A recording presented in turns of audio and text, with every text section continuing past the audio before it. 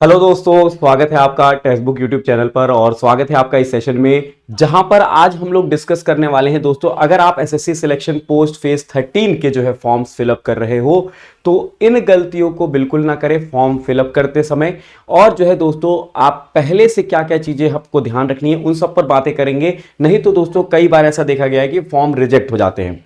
तो क्या क्या चीजें हैं उन पर हम लोग बात करते हैं, लेकिन एक बार सेशन को शेयर कर दीजिएगा।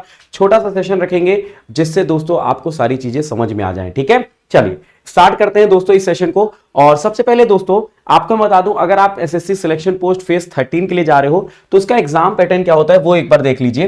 तो यहां पे आपको 4 सब्जेक्ट पूछे जाते हैं, रीजनिंग, जीके, मैथ्स और इंग्लिश। और चारों में जो है 25-25 क्वेश्चन होते हैं, मतलब टोटल 100 क्वेश्चन होते हैं। और एक क्वेश्चन 2 मार्क्स का होता है, जिसकी वजह से 100 क्वेश्चन 200 मार्क्स के हो जाते हैं। कितने? 200 मार्क्स का ये पेपर हो जाता है। 60 मिनट का आपको समय मिलता है। यहां पे नेगेटिव मार्किंग होती है और वो होती है 0.5 की। कितनी होती है नेगेटिव मार्किंग? अगर आप गलत करते हो किसी भी क्वेश्चन को तो वहां पे दोस्तों नेगेटिव मार्किंग होगी 0.5 की। अब देखिए दोस्तों, आपको किन किन बातों का ध्यान रखना है। सबसे पहले मैं आपको बता दूं यहां पर कि दोस्तों ये सारे डॉक्यूमेंट्स आपके पास होने चाहिए। ठीक है, अगर देखिए अभी क्योंकि जो है ओटीआर में जो है आधार एनेबल करा दिया है टेस्ट जो है दोस्तों यहां पर एसएससी ने।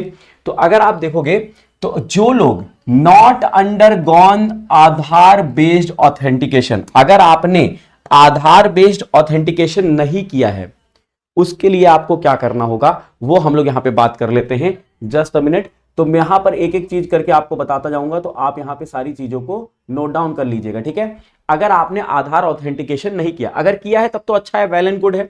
नहीं किया है तो आप देखिए क्या क्या इन्होंने कहा है। It is mandatory to carry at least 2 passport size recent colour photographs. आपको पुराने फोटोग्राफ्स नहीं ले जाने अपने, 2 पासपोर्ट साइज जो है अभी रीसेंट के होने चाहिए और कलर्ड फोटो होने चाहिए अगर आपने आधार ऑथेंटिकेशन नहीं करा है।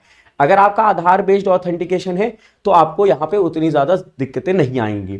इसके साथ साथ ओरिजिनल वैलिड फोटो आईडी, आपका एक वैलिड फोटो आईडी चाहिए है। प्रूफ होना चाहिए जिसमें डेट ऑफ बर्थ लिखी हो, इन्होंने मेंशन किया है हैविंग डेट ऑफ बर्थ। और इसको प्रिंट कराना है, printed on the admission certificate. आपको उसका जो है दोस्तों एडमिशन सर्टिफिकेट को जो है दोस्तों उसको प्रिंट कराना है।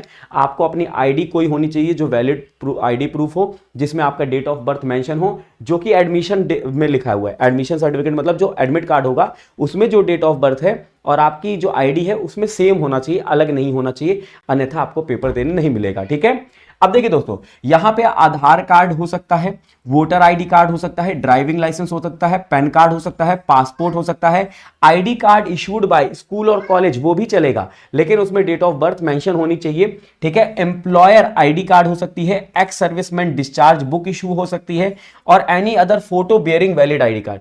कोई भी और अदर आईडी कार्ड हो सकती है जिसमें आपकी फोटो लगी हो और जिसमें आपका डेट ऑफ बर्थ मेंशन हो, तो उसको आपको यहां पर लेके जाना होगा। कब? जब आप एग्जाम देने जाओगे। अगर आपका आधार बेस्ड ऑथेंटिकेशन नहीं है वहां पे आपको, क्योंकि फिर समय लगेगा, क्योंकि इस जो प्रोसेस है इन्होंने बड़ा कर दिया है और इन्होंने कहा है कि एग्जामिनेशन सेंटर पे आपको 2 घंटे पहले आपको पहुंचना होगा। ठीक है, जो लोगों ने आधार, क्योंकि जिन्होंने आधार ऑथेंटिकेशन कर रखा है उनका तो ऑलरेडी हो जाएगा, तो वो डायरेक्टली एंटर कर सकते हैं। जिनका नहीं हुआ है तो उनको 2 घंटे पहले पहुंचना पड़ेगा और ये सारी प्रोसेस करनी पड़ेंगी। अब देखिए दोस्तों, अब आप फॉर्म फिलअप की बात कर लें तो अगर आप मैट्रिकुलेशन, क्योंकि देखिए दोस्तों एसएससी सिलेक्शन पोस्ट फेज 13 में जो है मैट्रिकुलेशन लेवल का भी होता है, हायर सेकेंडरी का भी होता है और जो है दोस्तों ग्रेजुएशन का भी होता है। अगर आप मैट्रिकुलेशन के लिए जा रहे हो तो आपके पास मैट्रिकुलेशन सर्टिफिकेट होना चाहिए, मतलब जो है 1 अगस्त तक आपका जो है मैट्रिकुलेशन सर्टिफिकेट आ जाना चाहिए।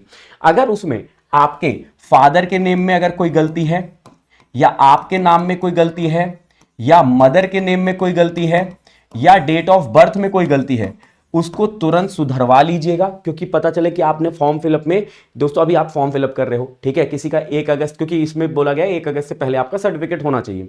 आपने जून में फॉर्म फिलअप कर दिया और आपने डेट ऑफ बर्थ अपनी करेक्ट डाली, लेकिन आपके सर्टिफिकेट में वो गलत आ गया, तो अब सर्टिफिकेट का ही मान होगा, तो सर्टिफिकेट को करेक्ट करवा लीजिएगा। क्योंकि अगर ये डेट ऑफ बर्थ और जो आपका admit card date of birth होगा, अगर वो गलत हो गया तो आपको हो सकता है पेपर देने ही ना मिले, या पेपर आपने दे भी दिया तो आपको डॉक्यूमेंट वेरिफिकेशन के समय में आप जो है दोस्तों वहां पे अलग कर दिए जाओ।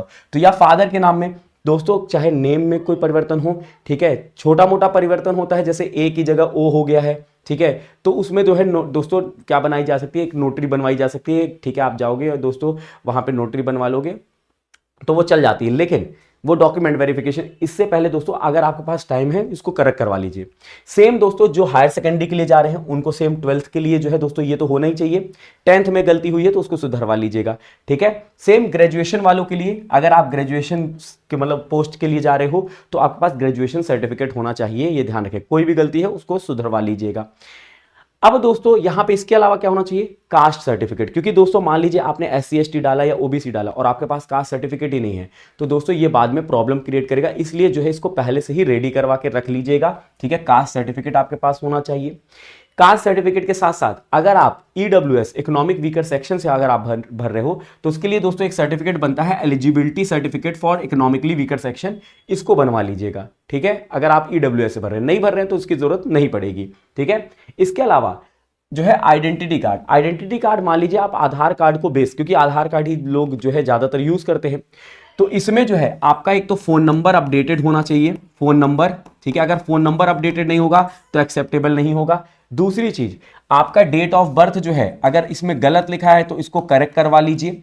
आपका नेम अगर इसमें जो है दोस्तों गलत है तो उसको करेक्ट करवा लीजिए, क्योंकि नेम जो आपका एडमिट कार्ड पे है वही आपका जो है दोस्तों ID कार्ड पे होना चाहिए, अन्यथा रिजेक्ट हो जाएगा, ठीक है। ये ध्यान रखिएगा, तो इस पे करेक्शन करवा लीजिए। अगर आप पैन कार्ड को ले जा रहे हो एज ID कार्ड तो इसमें जो है दोस्तों अगर गलतियां वगैरह है तो इसको करेक्ट करवा लीजिएगा, क्योंकि देखिए डेट ऑफ बर्थ आपको पैन कार्ड पे भी मिल जाता है, ठीक है। डेट ऑफ बर्थ जो है दोस्तों आधार कार्ड पे, तो दोनों ही एलिजिबल है। वोटर ID कार्ड भी एलिजिबल होता है, ड्राइविंग लाइसेंस भी एलिजिबल होता है एज ID कार्ड के लिए, ठीक है। तो उसको भी आप ले सकते हो। तो ये मैंने आपको कुछ चीजें बताई हैं।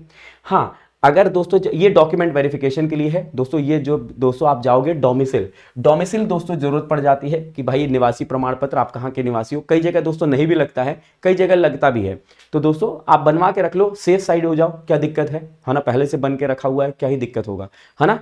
तो ये सारी चीजें हैं, तो ये इस सब चीजों का ध्यान रख लेना है। और फॉर्म फिलअप करते वक्त गलती मत करिएगा, क्योंकि गलती अगर आप करोगे तो करेक्शन विंडो तो ओपन होगा लेकिन उसमें कुछ चार्जेस हो सकता है लिए जाएंगे, तो उनको जो है गलती बिल्कुल ना करें, बिल्कुल सही सही लिखें। और जब भी अपना फिलअप करें तो अपना सर्टिफिकेट वगैरह ओपन कर लें और वही जो डेटा है उसको लिखें, और अगर वो डेटा गलत है तो उसको सुधरवा लीजिए, ठीक है, अन्यथा रिजेक्ट हो जाएगा। अपनी फोटो वगैरह जो है दोस्तों क्लियर खिंचवाएं। अब ऐसा नहीं कि दोस्तों चश्मा पहन के खिंचवा रहे हैं या फिर टोपी पहन के, एकदम क्लियर फोटो सॉलिड बैकग्राउंड के साथ जो है फोटो खिंचवानी है, तो ही जो है एक्सेप्ट होगा फॉर्म, ठीक है। हाँ, और अगर आप दोस्तों किसी भी एग्जाम की आप तैयारी कर रहे हो, चाहे सिलेक्शन पोस्ट हो, चाहे MTS हो, चाहे स्टेनोग्राफर, तो टेक्स्ट बुक आपके लिए ऑफर लेकर आ चुका है, समर बूस्टर सेल, जहां पर आपको दोस्तों सारे एग्जाम्स की तैयारी कर सकते हो। अभी आपको जो है हर कोर्स में, चाहे MTS हो, चाहे स्टेनोग्राफर हो, चाहे दिल्ली पुलिस हो, चाहे सिलेक्शन पोस्ट, हर जो है दोस्तों कोर्स पे मैक्सिमम डिस्काउंट मिल रहा है। कूपन कोड आप यूज कर सकते हो गौरवम, GAURAVM, इससे आपको मैक्सिमम डिस्काउंट मिल जाएगा। इसी वीडियो के नीचे डिस्क्रिप्शन में लिंक है, उसका यूज करिएगा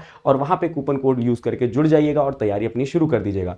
और हाँ, कमेंट बॉक्स में कमेंट करके जरूर बताइएगा किसी भी प्रकार का अगर डाउट होता है डॉक्यूमेंट्स को लेकर, या आपको अगर ये सेशन अच्छा लगा है तो लाइक और शेयर जरूर कर दीजिएगा। मिलते हैं अगले सेशन में, तब तक के लिए रखिएगा ख्याल अपना। बाय बाय, टेक केयर, जय हिंद, जय भारत।